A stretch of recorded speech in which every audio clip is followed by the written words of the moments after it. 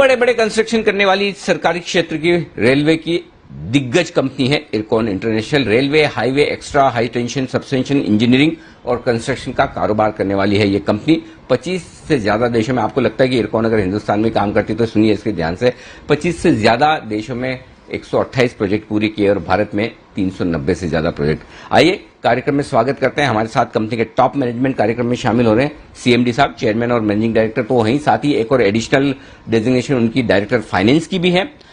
मुकेश कुमार सिंह साहब हमारे साथ कार्यक्रम में शामिल हो रहे हैं। सिंह साहब का परिचय आपको दूं, बीए ऑनर्स किया हुआ है, एमए मैथ्स किया हुआ है, एमफिल मैथ्स किया हुआ है, फाइनेंशियल मैनेजमेंट में पोस्ट ग्रेजुएट डिप्लोमा किया है, 1990 के IRAS अधिकारी हैं। माय गॉड, ओहो, 25 साल तक रेलवे में बड़ी जिम्मेदारियां आपने निभाई और 1998 में मिनिस्ट्री ऑफ रेलवे से आपको अवार्ड भी मिला है और काफी लंबा अनुभव रेलवे का रहा है और साथ ही साथ यूनिवर्सिटी ऑफ दिल्ली में आपने मैथ्स के लेक्चरर के तौर पर भी अपनी सेवाएं दी है। सर, मैथ्स के साथ बहुत ज्यादा लगाव है तो आज आपसे रिजल्ट्स और डेटा पर बातचीत करने में बड़ा मजा आएगा। कुछ खास प्रेम है मैथ्स के प्रति आपका सर? नमस्कार। मैथमेटिक्स मेरा फेवरेट सब्जेक्ट रहा था और दिल्ली यूनिवर्सिटी में मैं हंसराज कॉलेज का प्रोडक्ट हूँ और वहीं पे पढ़ा है, वहीं पढ़ाया भी है। तो उसके कंटिन्यूटी में railway accounts was a natural choice. When जब हमने सिविल सर्विसेज की परीक्षा दी तो ये मेरा एक अच्छा चॉइस था और रेलवे में उसके फाइनेंसेस से जुड़ते हुए हमने काफी यूज किया अपने मैथमेटिक्स नॉलेज का भी। लगाव है मैथमेटिक्स से, आपने सही कहा। वंडरफुल सर, क्या बात है। मैं आपका प्रोफाइल पढ़ रहा था तो मुझे समझ में आप में मेरे में ये चीज कॉमन है और मुझे भी याद है 10वीं का जब एग्जाम दे रहा था मेरे मैथ्स में 1 नंबर कमाया तो इतना परेशान हुआ कि ये 1 नंबर कहां से कट गया, क्योंकि मैथ्स ही एक ऐसा सब्जेक्ट है जहां पर हम 100 में से 100 ला सकते हैं।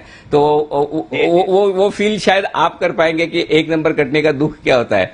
बट एनीवे, हम 2 मैथ्स लवर हैं। लेकिन आइए शुरुआत करते हैं आपके नतीजों के साथ। तो नतीजे बहुत ही दमदार दिख रहे हैं। साल दर साल अगर देखें तो जाहिर सी बात है कि मुनाफा, आय दोनों दोगुना से ज्यादा होते दिखे हैं, मार्जिन्स बढ़कर आए, तिमाही दर तिमाही नतीजे थोड़े कमजोर हैं।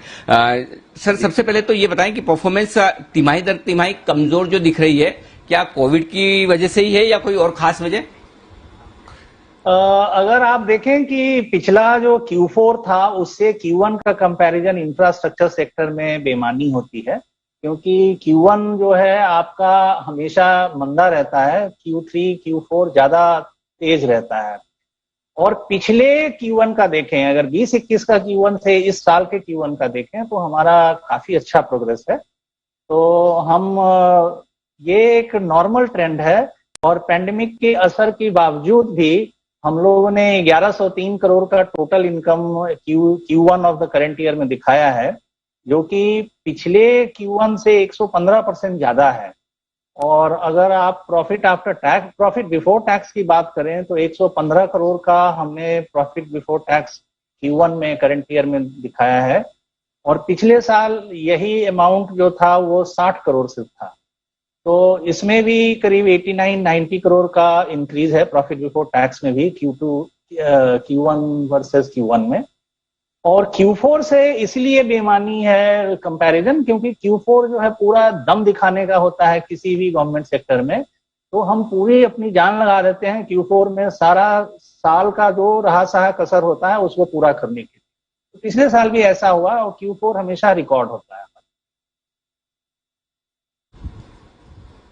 ओके, परफेक्ट है। तो सर, अच्छा हुआ आपने समझा दिया कि आपके नतीजों को तिमाही दर तिमाही देखने के बजाय साल दर साल देखना है, पिछले साल से कंपेयर करना ठीक है। अच्छा सर, अब इस वक्त है ना, थोड़ा अपनी ऑर्डर बुक के बारे में बताएं, क्योंकि रेवेन्यू जिस तरह से बढ़कर आ रहा है, मजबूत दिख रहा है, आगे भी ऑर्डर बुक स्ट्रांग है। नए ऑर्डर्स कितने आए इस क्वार्टर में, जरा वो भी समझाएं सर।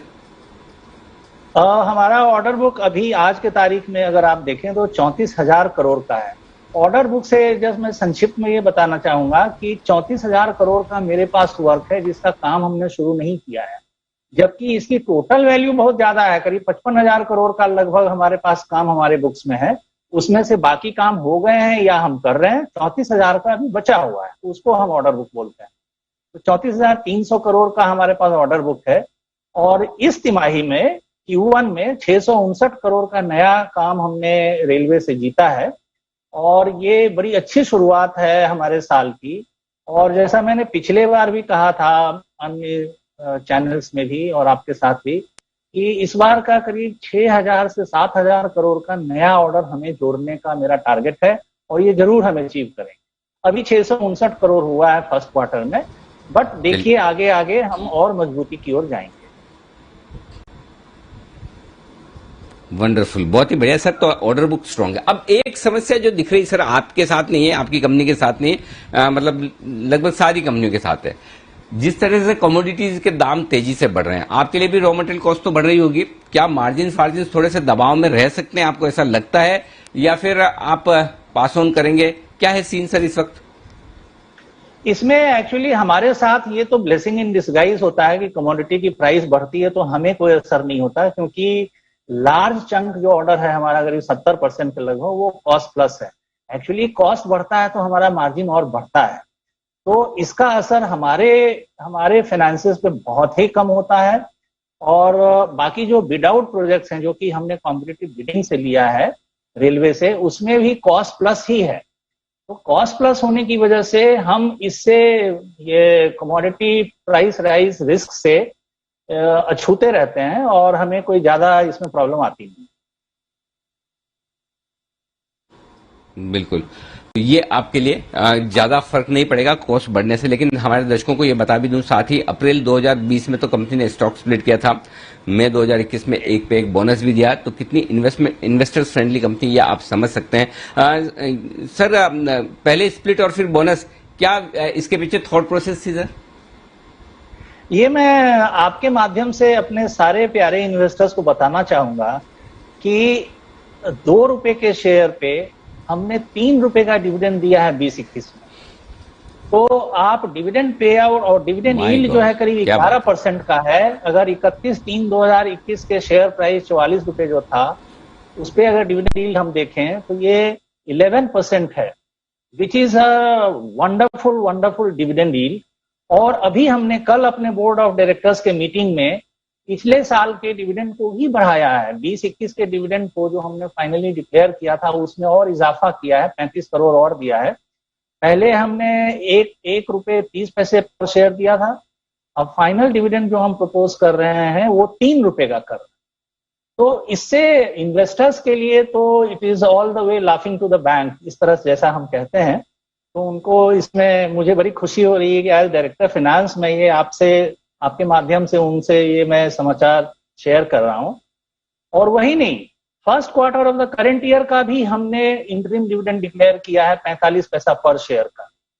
तो ये दोनों बोनांजा अभी हमने दिया है और investor should look forward to now a stable, एक हमेशा स्थिर डिविडेंड पॉलिसी हमारी रहेगी कि हर एक क्वार्टर में हम डिविडेंड देते रहेंगे।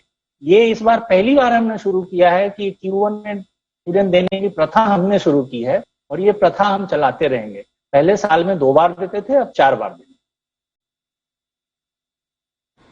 क्या बात है, बहुत ही बढ़िया सर। तो आपके इस इंटरव्यू के माध्यम से 2 बातें हमारे दर्शकों को और देश के लोगों को बताना चाहता हूं कि 2 अगर आपके दिमाग में दिल में मिथ है, गलत धारणाएं, तो निकाल लीजिए। पहला कि सरकारी कंपनियां इन्वेस्टर फ्रेंडली नहीं होती। आप देख लीजिए इरकॉन जिस तरह का इतना बड़ा डिविडेंड और इतनी बेहतरीन फाइनेंशियल परफॉर्मेंस दे रहा है, वो आपके सामने इन्वेस्टर फ्रेंडली इतने डिविडेंड प्राइवेट सेक्टर की कंपनियां नहीं देती जितना इरकॉन दे रहा है। दूसरी चीज, आमतौर पर आप और हम ये सोचते हैं कि बहुत ज्यादा पढ़े लिखे, बहुत ज्यादा वेल क्वालिफाइड लोग सरकारी कंपनियों में नहीं होते हैं, वो प्राइवेट सेक्टर के जॉब्स में होते हैं, बड़े हाई फाई और बड़े ग्लैमरस जॉब्स होते हैं। लेकिन सिंह साहब को देखिए, BA honours, MM maths, MPhil maths, financial management में पोस्ट ग्रेजुएशन, उसके बावजूद IRS भी आपने किया। सर आपको नहीं लगा कि, पर्सनल सवाल है, आप जवाब ना देना चाहें तो स्किप भी कर सकते हैं, लेकिन मैं पूछना चाहता हूं कि आपको ऐसा नहीं लगा कि मैं भी ये सरकारी नौकरी करने के बजाय कोई बढ़िया प्राइवेट सेक्टर का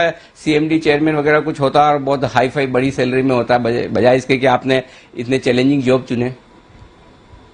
जी, मेरे परिवार में ये हमेशा रहा है कि सरकारी नौकरी के द्वारा देश की सेवा अच्छे तरह से की जा सकती है। ऐसी धारणाएं मेरे मन में बिठा दी गई थी बचपन में मेरे पिता द्वारा।